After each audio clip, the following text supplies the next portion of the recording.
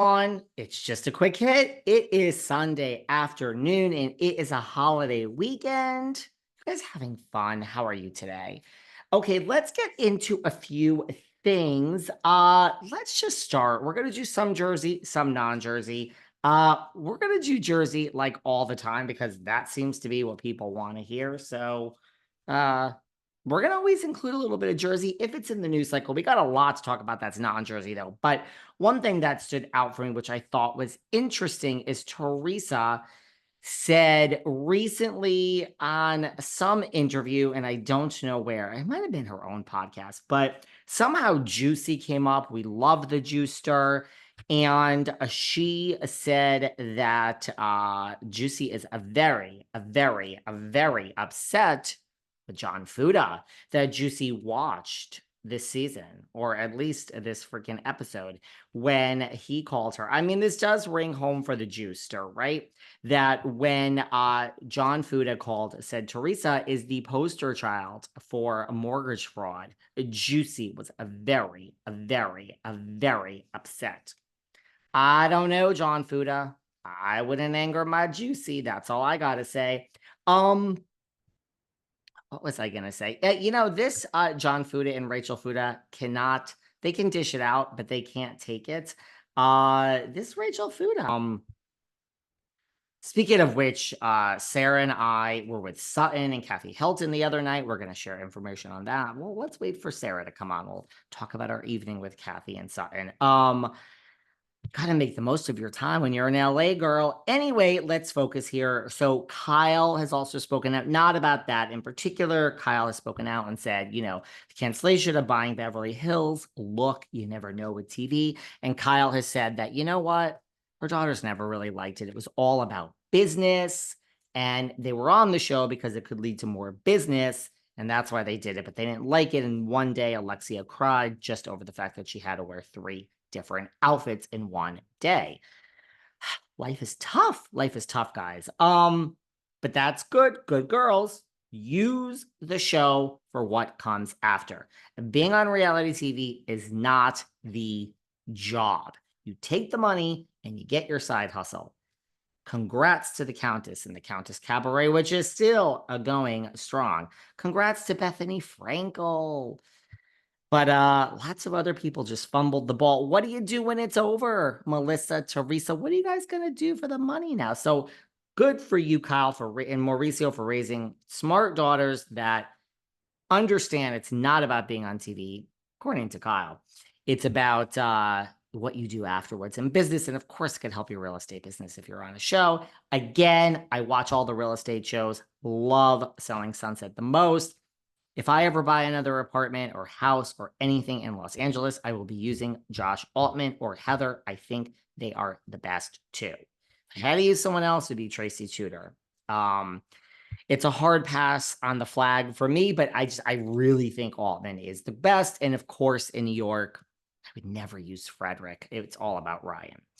Although I would probably use Steve Gold for a minute because, man, I still think he's one of the hottest guys that was ever on Bravo. Just my opinion.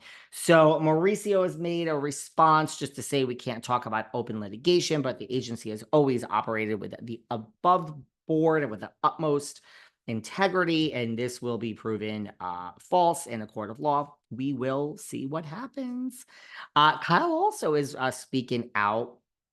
We have a lot. I think we're going to do a quick hit for you guys tomorrow on Monday, the holiday. Isn't that crazy? So everyone look for that tomorrow afternoon. We're dropping a quick hit tomorrow afternoon. I just decided in real time, Monday, Labor Day. But here we go. Kyle said in the same, she does these Amazon Lives, that we are going to be most shocked by Dorit Kemsley. We're going to watch the season. And the most surprise that we are going to be is about Dorit. No, Kathy and Sutton did not give me and Sarah any spoilers. We were with them for like hours. We don't ask for spoilers, but we're going to be most shocked about Dorit. And Dorit is not herself this next season. No kidding. She's going through like a major drama, and Kyle wouldn't comment on that. We all know what's going on. Will PK be at my Culture Club concert that I'm going to later this month? Happy September. The last Culture Club concert I saw was like a couple of years ago, probably before the pandemic, and Dorit and PK were both there. Hi, Dorit. Hi, PK. Would love to see PK. Maybe chat with Mr. Kemsley at the Culture Club concert for a few minutes. Most shocked about Dorit. I'm excited. Beverly Hills to me is just in a different category. And I want to get those pajamas at Sutton's store. It was my plan the other night, but it didn't happen. I want to get them, those white pajamas. I want them. And I would wear them out for like a brunch, like just a brunch, with like a nice bag. I'm not gonna wear them to go to bed. I could see that being an outfit. Anyway, no kidding. Like, have a plan for after the show ends. Melissa Gorga, just briefly, we'll spend a minute on this, spoke up, and she explained, she did some interview and explained the reason that it's kind of not okay with her and Jackie. We all know about Marge and Jackie, but she explained, because like, what really, why did you get involved? She said that on camera, when they were filming all season, Jackie would go up to her and say, why are you so mad at me? Kind of like she tried to do at the finale dinner with John. Melissa said that was happening all season, that every time they filmed, Jackie would go up to her and say, why are you mad? Why are you mad? And Melissa said, and Jackie would say, you're mad at me because I'm friends with Teresa. You're mad at me because I'm friends with your sister-in-law. And Melissa is saying, I'm not mad. Be friends with whoever you want. And her argument is Jackie was trying to make it a thing, which you all call Jackie a fame whore. I used to always say to Marge, I like Jackie. She doesn't seem to be a fame whore. That's really, I would say this to Marge when we were friends, like 19,000 years ago. And Margaret, ooh, girl, the Sarge, Margaret would always say, oh, David, please, you don't know her. She's such a fame whore. That's not nice to say about your friend, Margaret. They're not friends anymore, so now I guess it's okay to say.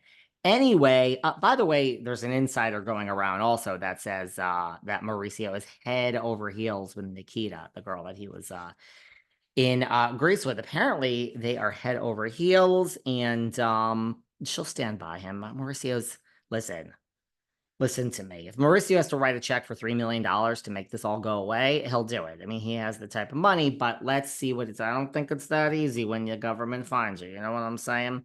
Let's see what happens. No one's guilty. Tom Girardi's guilty. We know that. But the judge and the jury has not spoken on Mauricio, so let's not jump to conclusions, guys.